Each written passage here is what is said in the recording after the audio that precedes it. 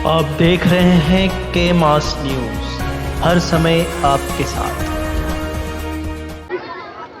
नमस्कार दोस्तों, आप देख रहे हैं के मास न्यूज़। मैं मुकेश कुमार। हम इस समय मौजूद हैं आजमगढ़ जिले के फूलपुर तहसील के अंतर्गत सम्यक बौद्ध विहार वारी में।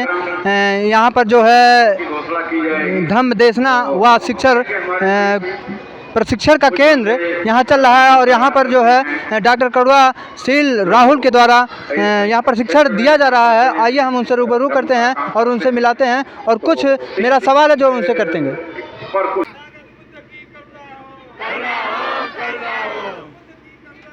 करुणा हो बोलिए, करुणा हो भैया नहीं निकल रहा।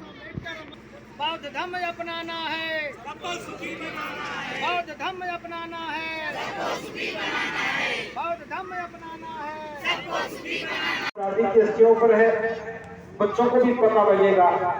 और एक दिन जब हम भी दुनिया से विदा होंगे, आपको भी दुनिया से विदा होना है, तो विदा होने के बाद आपकी अस्थियां भी उसके बगल में जाकर के एक नए पेड़ को संरक्षण देने का काम करेंगी। इधर राशन कार्ड में से नाम कटता है और उधर रास्ता उधर बड़ा, पर्यावरण भी सुंदर, हर पेड़ हमें माता पिता की याद दिलाता रहेगा। अस्थियां जमीन में सुरक्षित हैं। एक फायदा होगा, सैकड़ों वर्षों के बाद सभ्यताएं नष्ट भी होगी, दोबारा सभ्यताएं बनती हैं। जब कभी दोबारा सभ्यता नष्ट होगी, बनेगी, जब जमीन की खुदाइयां होगी, पेड़ की जड़ों में से जब अस्थियां निकलेंगी, तो इतिहासकार सोचने लगेंगे कि ये कौन लोग थे। किताबें पढ़ने लगेंगे, पता लगेगा कि ये तो पौधों की परंपरा थी। ये मरने के बाद उसके ऊपर पेड़ लगाते थे, तो जरूर यहाँ पौध रहे होंगे।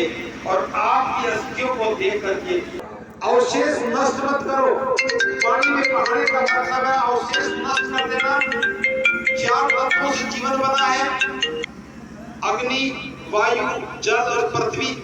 ये 4 तत्व मिलते हैं तो जीवन बनता है, बिखरते हैं तो मृत्यु हो जाती है।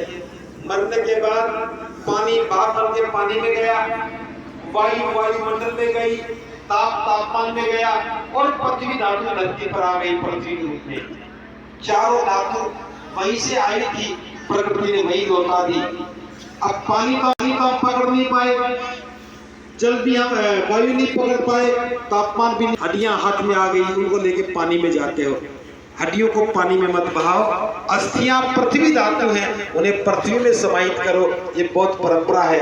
ऐसा करोगे तो वहां बैठे हुए पुरोहित की ठगी से बच जाओगे। ऐसा करोगे तो पुरोहित के पास जाना नहीं पड़ेगा। और 3 दिन के बाद, 4 दिन के बाद अपने जीवन को सामान्य तरीके से जीना शुरू करो। 12 दिन रोना बंद करो। मृत्यु भोज की कोई बात नहीं है। और देखेंगे ये जीवन का एक चक्र है, जन्म है तो मृत्यु है, मृत्यु के बाद सब कुछ नष्ट हो जाता है, सब अनित्य है। ये बात भी समझ में आएगी। तो जन्म से लेकर के मृत्यु तक सारे संस्कार पौधों के होने चाहिए, परंपराएं पौधों की होनी चाहिए, पर्व भी पौधों के होने चाहिए, प्रतीक भी पौधों के होने चाहिए।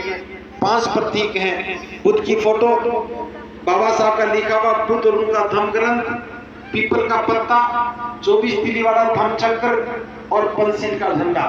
ये 5 चीजें अपने घर में होनी चाहिए। आप बौद्ध नजर आओगे तो मैं समझता हूँ ये अच्छे और सच्चे बौद्ध बन करके हम बाबा साहब की इच्छाओं के अनुरूप, जैसा बुद्ध ने हमें धम्म दिया, उस धम्म के अनुरूप जीवन जी पाएंगे, अपना कल्याण कर पाएंगे, जीवन को सुंदर बना पाएंगे। और आप देखेंगे कि हमारा मकसद पूरा हो जाएगा और बाबा साहब की पद में भारत की परिसंकल्पना साकार हो जाएगी। जितना मैंने बताया है उतना कर देंगे। चलाइएगा सर। पहले तो आपका बहुत बहुत धन्यवाद हमारे चैनल के माध्यम से, और आपका स्वागत करना चाहेंगे हम अपने इस आजमगढ़ ज़िले के इस बौद्ध विहार में, पावन धरती पर। और मैं आपसे कुछ जानना चाहूँगा कि ये जो प्रशिक्षण केंद्र चल रहा है इसका क्या अर्थ है? इस प्रशिक्षण केंद्र का अर्थ है जीवन को श्रेष्ठ बनाना है। और व्यक्ति का जीवन श्रेष्ठ बने उसके लिए ज़रूरी है कि बुद्ध ने जो हमें मार्ग दिया है, जो हमें शिक्षाएं दी हैं, हम उनको समझें और जीवन में उतारें। तो उसी मकसद के लिए ये आज दम देशना का कार्यक्रम हुआ है। तो कुछ लोगों का कहना और सोचना भी यही होता है कि ये बौद्ध धर्म का क्या अर्थ होता है, इससे आप जनता में क्या निर्देश देना चाहेंगे? बौद्ध धर्म का अर्थ है कि हम बुद्ध के बताए हुए मार्ग पर चलते हुए लोगों के कल्याण की कामना करते हुए अपने जीवन को श्रेष्ठ बनाते हैं, कुशल कर्मों का संपादन करते हैं और किसी का कोई नुकसान नहीं करते हैं। यही बौद्ध पथ है कि सबके कल्याण के लिए करुणा मैत्री के व्यवहार के साथ काम करते जाना।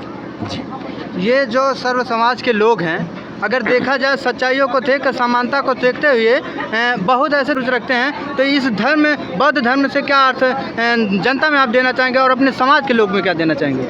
देखिए, बौद्ध धर्म कभी भी असमानता की बात नहीं करता, किसी भेदभाव की बात नहीं करता। बुद्ध का सीधा सा दृष्टिकोण है कि हम इंसान हैं और हमारे मन में करुणा होनी चाहिए, मैत्री होनी चाहिए और समानता का भाव होना चाहिए। बंधुता की भावना के साथ स्वतंत्रता और न्याय का व्यवहार होना चाहिए। तो बुद्ध का संदेश समस्त मानव के कल्याण के लिए है, समस्त जीव जंतुओं के कल्याण के लिए है, या किसी व्यक्ति विशेष के कल्याण की कोई बात नहीं है। तो यह बौद्ध धर्म अपनाने या बौद्ध धर्म में जाने के लिए क्या क्या त्याग होता है सर? देखिए, बौद्ध धर्म में जाने के लिए संकल्पित होना पड़ता है जी। जो अंधविश्वास हैं, गलत परंपराएं हैं, कुरीतियां हैं और जो मन में असमानता का जो भेद वातावरण है, उन सब का परित्याग करना पड़ता है। लोभ से बाहर निकलना पड़ता है, ईर्ष्याओं से बाहर निकलना पड़ता है। यहाँ करुणा और मैत्री के साथ, समानता के साथ, बंधुता के साथ एक नए जीवन में प्रवेश करना ही बौद्ध धर्म में प्रवेश है। महंत जी, अभी आपसे हमने आपका परिचय नहीं जाना, आपका अपना परिचय दीजिए।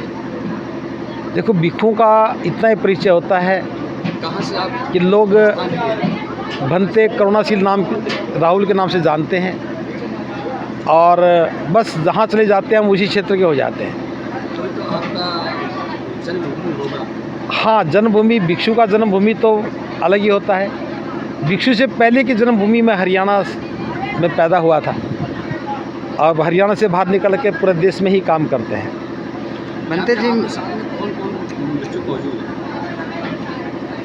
मेरे साथ में बनते शरणाकर हैं, बनते प्रज्ञाशील हैं और ये दोनों ही आजमगढ़ क्षेत्र में रहते हैं।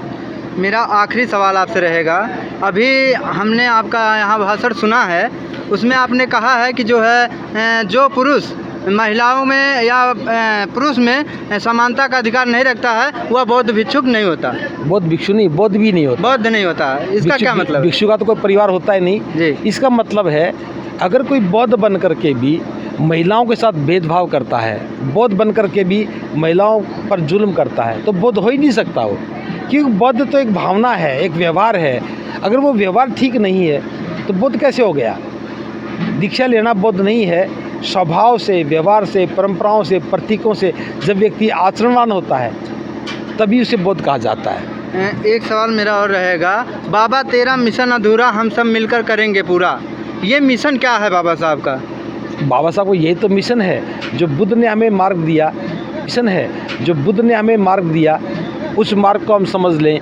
उसको आज 4 घंटे में बात बोली है जी, वो 4 सेकंड में नहीं बोल सकता। फिर भी मैं इतना कहूँगा, जो देश में असमानता है, जातिवाद है, भेदभाव है, क्षेत्रवाद है, जो मनुष्य में भेद पैदा करते हैं, इनको ख़त्म करके समता, स्वतंत्रता, बंधुता के आधार पर जीवन जीना, मिलजुल कर रहना, करुणा मैत्री का व्यवहार करना, यही बुद्धिज़्म है। बाबा साहब यही चाहते थे कि देश का प्रत्येक व्यक्ति समानता के साथ व्यवहार करे, स्वतंत्रता के साथ रहे, न्याय का उसका अधिकार मिले और स्वाभिमान के साथ जीवन जी सके। तो बाबा साहब और बुद्ध की बात एक ही है। मेरा लास्ट क्वेश्चन जी, जैसे यहाँ पर जो कृष्णा प्रशिक्षण का कार्यक्रम चल रहा है, ये अगला 3 दिन है तो आजमगढ़ में, लेकिन मुझे नहीं पता कहाँ है।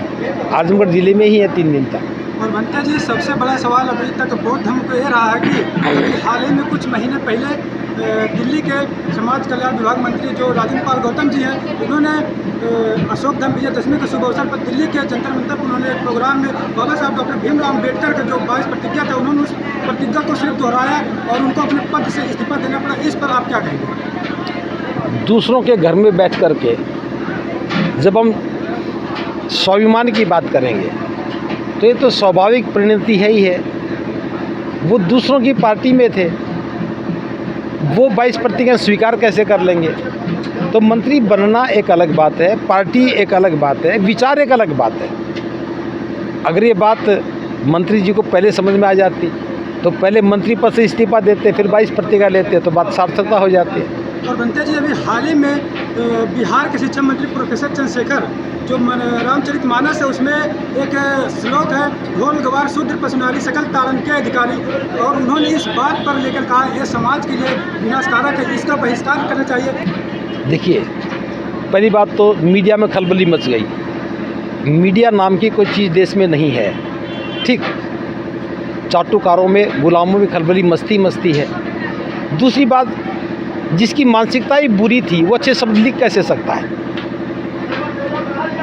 तुलसीदास जी की मानसिकता ही बुरी थी, वो अच्छे शब्द लिख कैसे सकता है?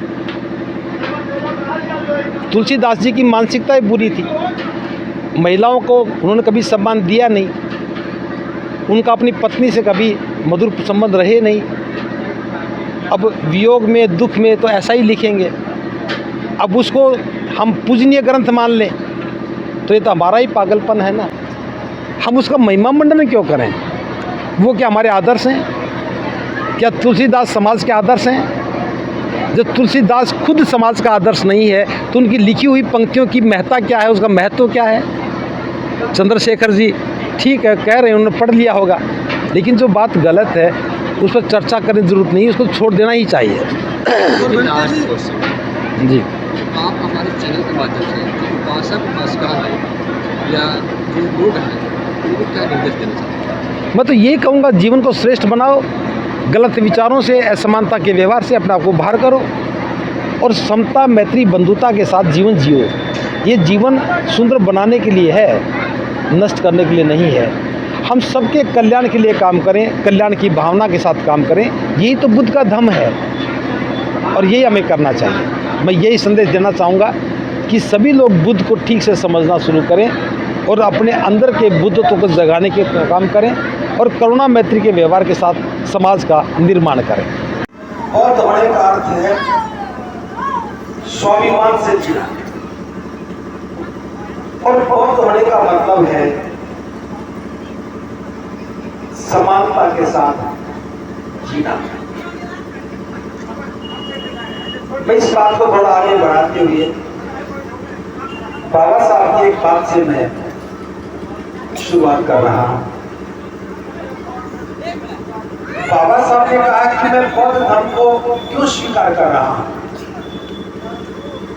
बौद्ध धर्म को स्वीकार करने के पीछे मैं देख रहा हूं कि बौद्ध धर्म में कोई ईश्वर नाम की चीज नहीं है। दूसरी बात, यहां स्वर्ग और नरक जैसी कोई कल्पना नहीं है। तीसरी बात,